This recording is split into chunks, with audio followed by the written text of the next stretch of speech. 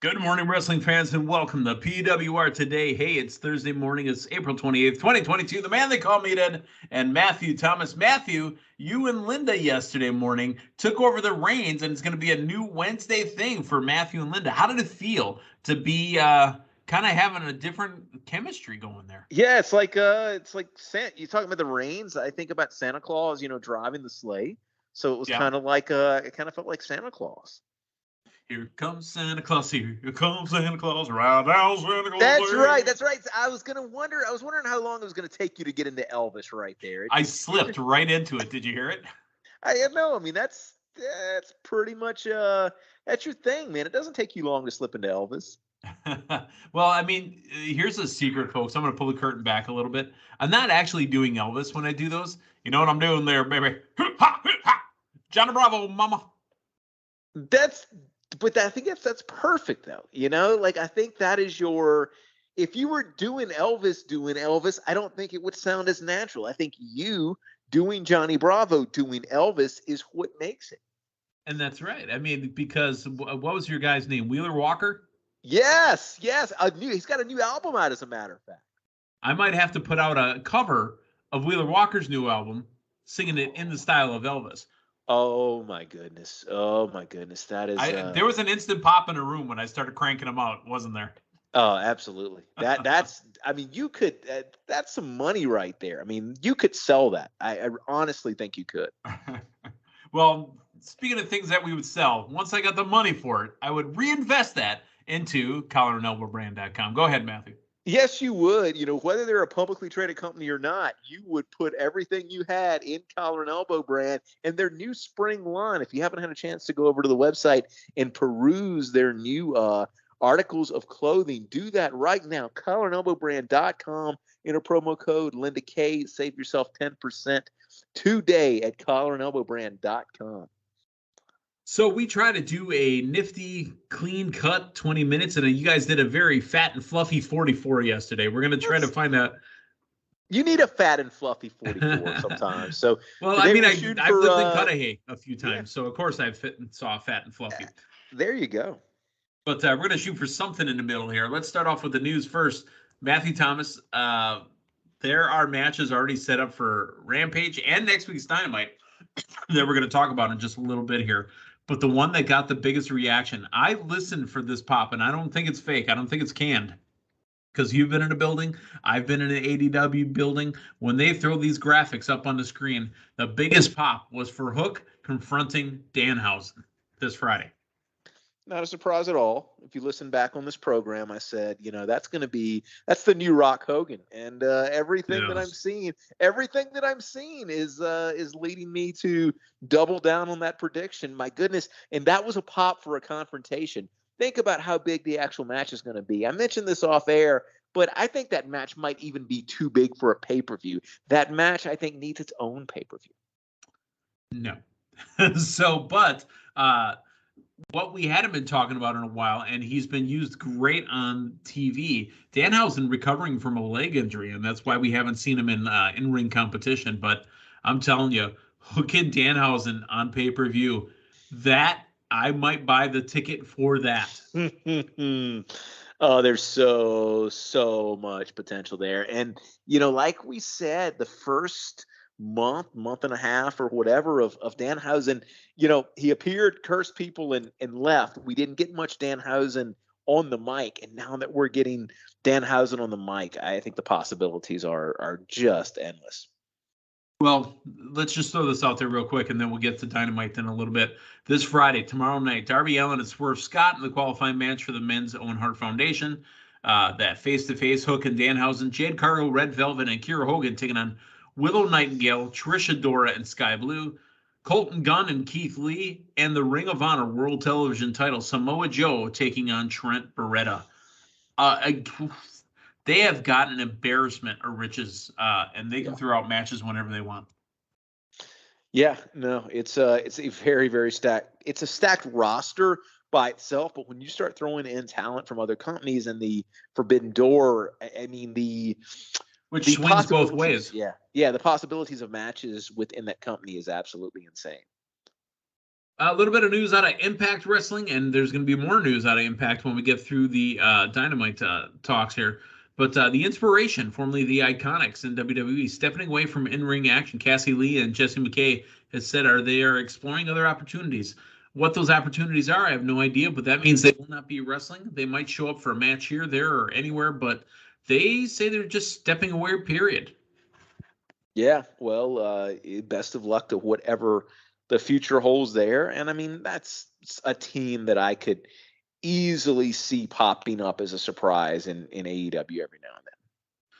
Popping up in AEW on Dynamite next Wednesday. I know we're skipping ahead and we haven't talked about last night's Dynamite yet, but like literally, burying the lead here.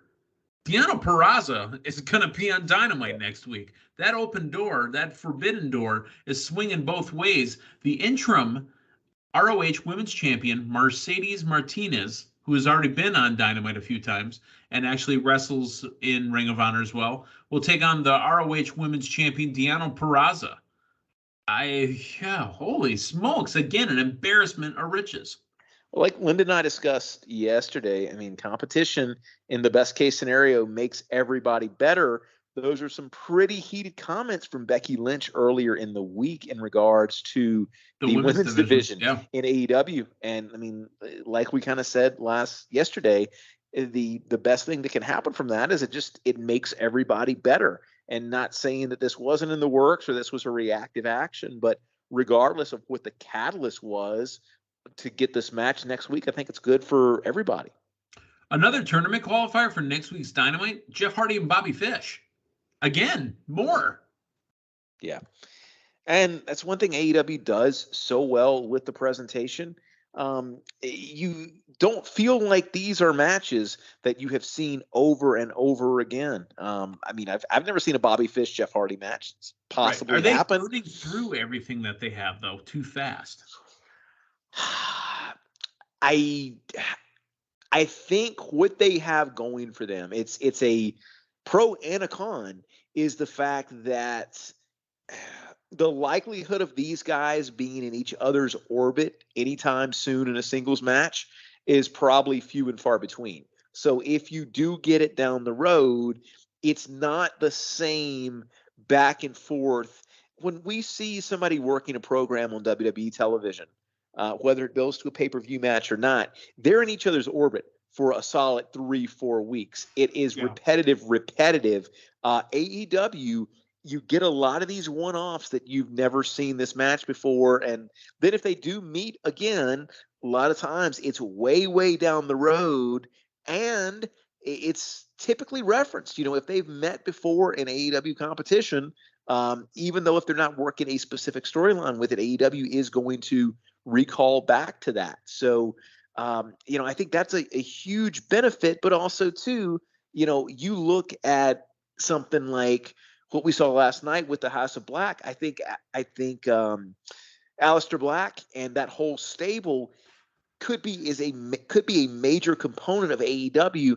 I feel like you're seeing them every third week or so, or you might see them in a quick backstage segment. So I think there are some major talents in that company that are potentially being underutilized and hurt by the lack of repetition. So overall, I think it's much more of a pro than it is a con. But there's two sides to that coin. I'll counter you on the House of Black thing. I've heard this complaint a few times in multiple arenas. And I say arenas, I mean, different people have said it, different, reports have said it. House of Black are on TV way more than we think. You say just a quick backstage segment. They're on TV. We're not forgetting about them. They continue to show up. It might be in the ring. It might be backstage. It might be in one of these little dark segments. But they're on our TV every week. So there is no doubt that I know who House of Black is. I mean, really, again, an embarrassment of riches. When was the last time Buddy Matthews wrestled? Wasn't in AEW. Wow.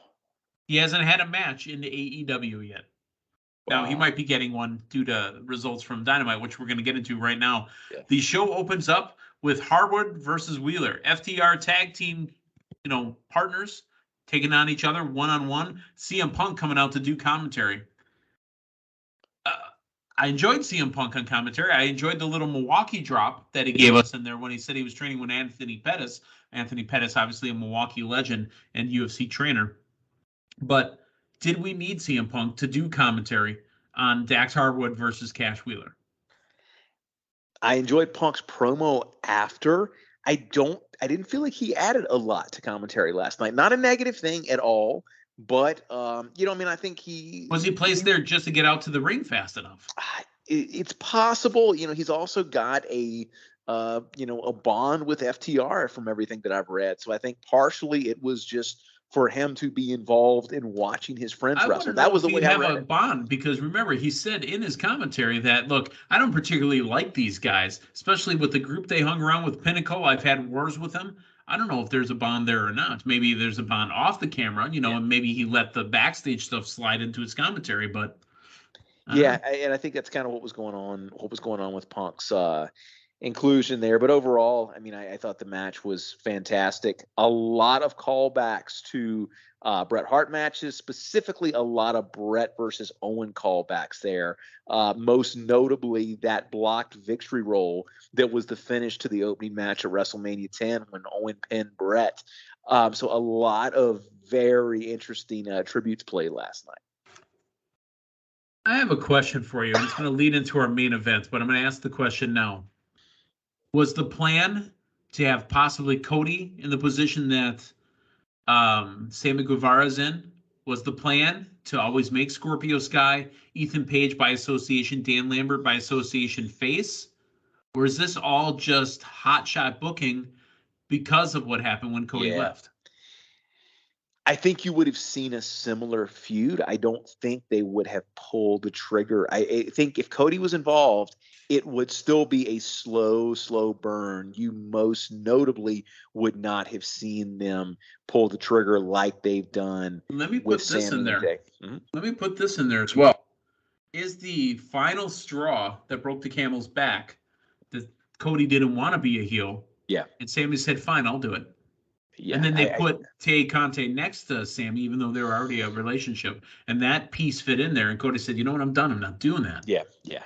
It's very possible. I think one of the big reasons for Cody leaving was, like we talked about last week, the super dialed up babyface character that he is in WWE.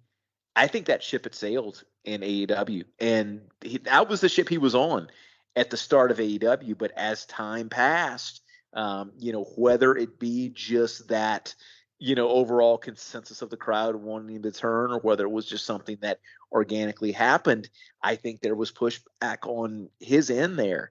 And we could very easily have gotten, what's so strange about this is I don't feel like they would have intentionally turned Dan Lambert into a babyface, and that dude is, for all intents and purposes, a babyface now. Right? Did he get made that way through association? Yeah, I think he did. Is that why he's talking less now? Yeah. It's why he's talking less. And last couple of weeks, he really hasn't. And if he does say something, mean to Sammy and Tay Conti, he's they are the heels now. There's no question about that. And what you really got to look at the last couple of weeks is the notch that Ethan Page and Scorpio Sky have turned their promos up. Those are some excellent promos. Ethan's was because he legit got 6 stitches over his eye and he got hot. Yeah.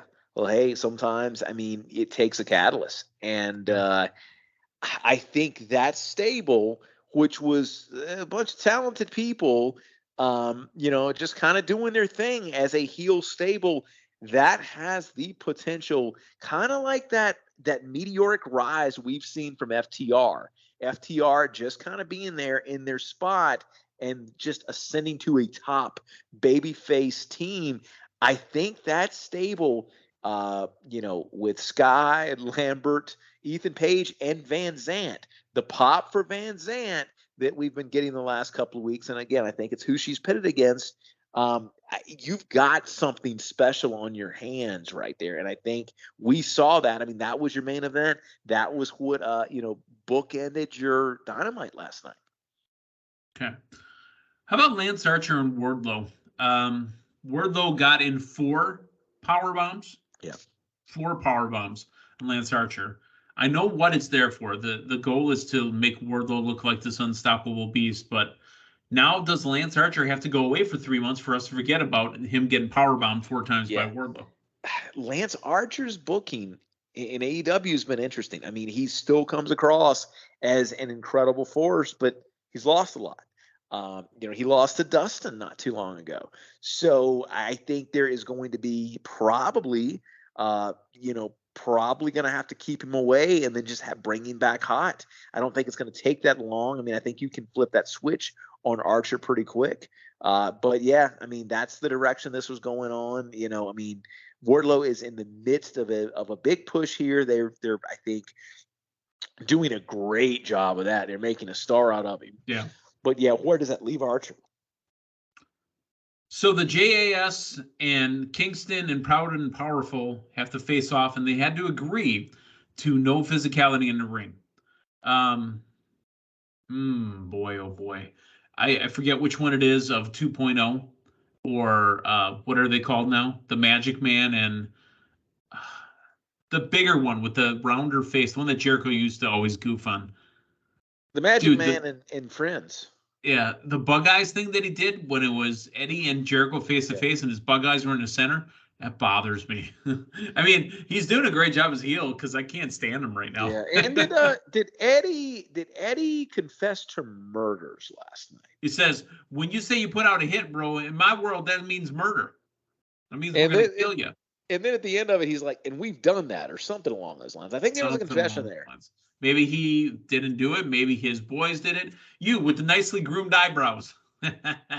See, that was funny to me. Does have some nice eyebrows, though. I will say that much. Yeah. But Eddie always brings the heat and the intensity, and Jericho was backed into his chair. It was a good shot. It was a good. It really was. That visual. Yeah, that visual was good there. And I mean, a lot of that credit's due to Jericho. Serena Deeb and Hikaru Shida in a Philly street fight. This was going to be all Serena Deeb. And in the background, we got my girl, Thunder Rosa, the AEW Women's Champion, eyeballing it.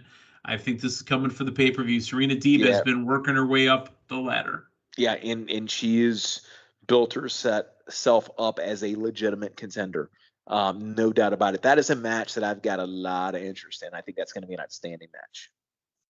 So MJF and Shawn Spears are backstage, and they say, I have a plan. This is a big deal here. We're talking Forbidden Door, swinging back and forth, right? Well, right now it seems to all be swinging towards AEW. Spears hands the phone to MJF. MJF says, hey, big man, how you feel about a 6-digit payday to come take care of some business for me?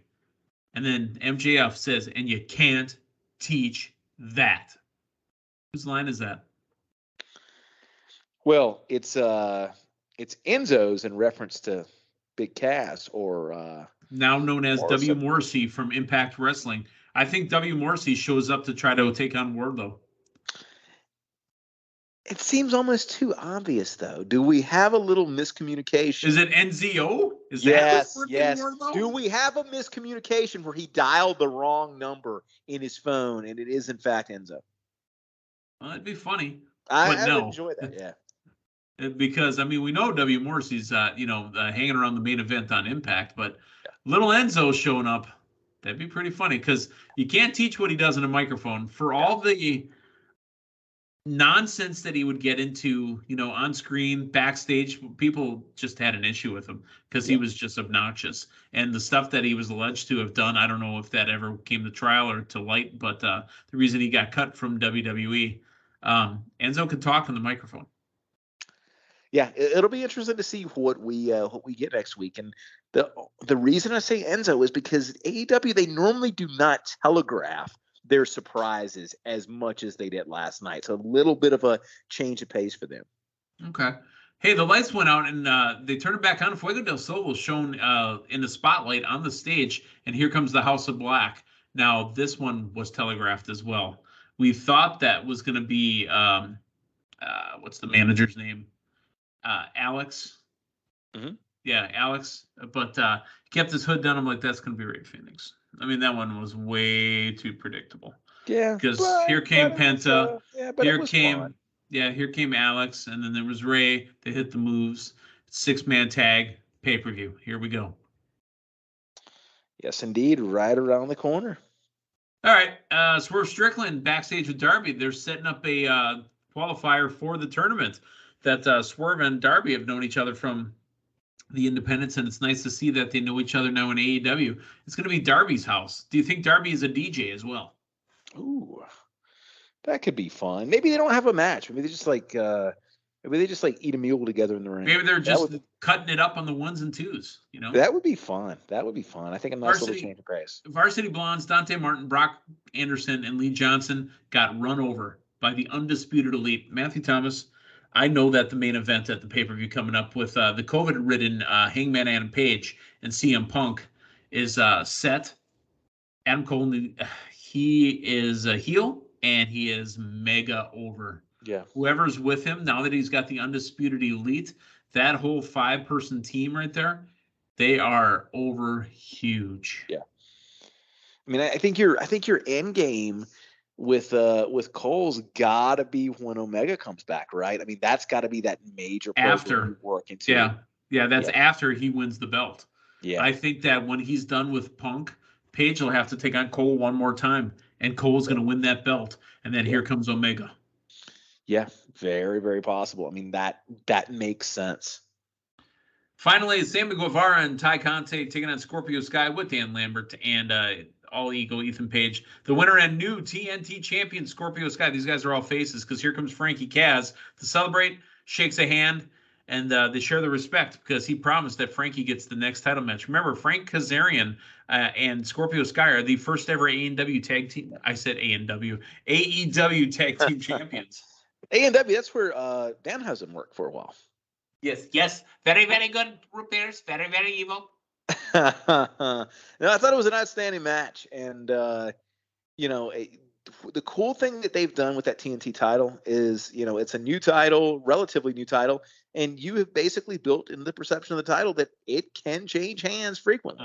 And that can be, depending on who you ask, a good thing or a bad thing. But here's the thing, your major titles in the company, your AEW title, your women's title, generally you see somebody win a belt, they're not knocked off by the first competitor. Now you have, a title that's not your main title, but you do not know from week to week who is going to win that match. So I like the fact that they have got a title that's not necessarily your main title, that it could very easily change hands each week, and you do not necessarily, it doesn't feel cheap. It feels like Can you name the TNT champions? What's that? Can you name all the TNT champions? Because we've had a bunch already. Yeah, Cody, Brody, Sammy, Scorpio Sky, Darby, keep going. You're missing one. God's favorite champion. Oh, Miro, my goodness. Where's Miro at? I don't know. Talking to God, probably. My goodness. Yeah, that's think about it. Cody, 3-time champion. Darby had the championship. Scorpio Sky now a 2-time champion. Sammy Guevara, a 2-time champion as well. Right? Sammy might be a 3-time with Cody as well. Yeah. My goodness. So, yeah, that belt moves around. Brody had it once, I think it was. So it went Cody, Brody, Cody. So yeah. Poor JR. Brody, Cody, Brody. You got Adam, Page, Cage. You know what we talked about Danhausen and Hook. You know what I really want to see at some point, however you have to do it. I want to see Danhausen join the commentary table for a match and interact with JR. I want to see him put a curse on JR. I curse you and your barbecue sauce. I curse it. Oh my goodness. It's no longer tangy. I think my favorite JR line from last night was he grew up on a farm where they had barbed wire and ladders, but just not together. Fair enough. Got to keep the chickens in and got to get to the top of the roof. Yeah, you do. All right. Matthew Thomas, that wasn't a fat and fluffy 40. It wasn't a crisp and clean 20. Hey, we can keep going. We can keep going. We found a nice middle group in there. We're at about 25. Was this a thick 30? Well, I'm a thick 30 is what I am. I don't know what that means. 30 millimeters. All right, moving on. That has been the program for Matthew Thomas, the man they call Meathead. We will talk to you once again tomorrow morning. So long, everyone.